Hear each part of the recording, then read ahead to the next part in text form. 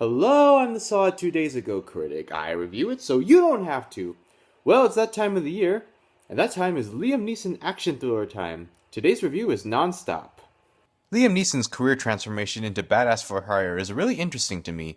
If you're not familiar with him, he originally made a name for himself as a dramatic actor. He did do action here and there, but typically he was not the main star, the exception being Sam Raimi's Darkman back in 1990. But in 2008, he starred in Taken, which became a surprise hit.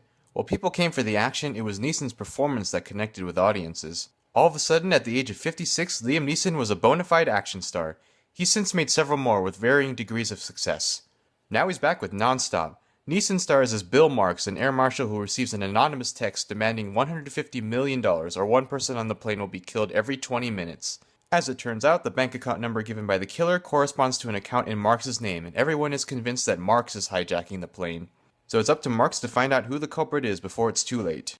In order to enjoy this movie, you're going to really have to suspend your disbelief. If you're the kind of person who is bothered by plot holes, inconsistencies, and implausibilities, this is not the movie for you. As for me, I eat this kind of stuff up, and I had fun watching Nonstop. It's a B movie at its core, and you have to take it for what it is. The mystery is fun. It keeps you guessing by giving you a reason to suspect everybody and then giving you a reason why it couldn't be them, and it manages to keep upping the stakes almost to a ridiculous level. As usual, Liam Neeson elevates the proceedings. He's just so good at these kind of roles. He plays intensity really well, and he always is likable enough to make you root for him, but also give you the feeling that he's hiding something.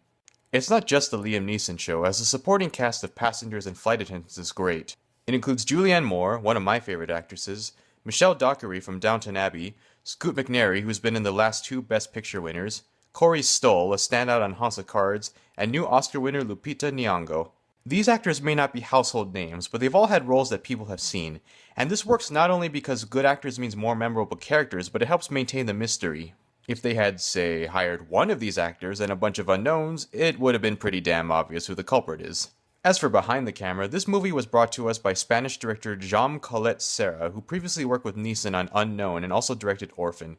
So he may not be a master of subtext, but he's found a niche in making schlock. Nonstop is pretty well staged and shot for a movie that takes place almost entirely in one location.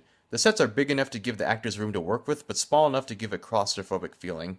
I feel like I should criticize Nonstop more because it's not like it's perfect, and it is pretty silly, but I really have no major problems with it.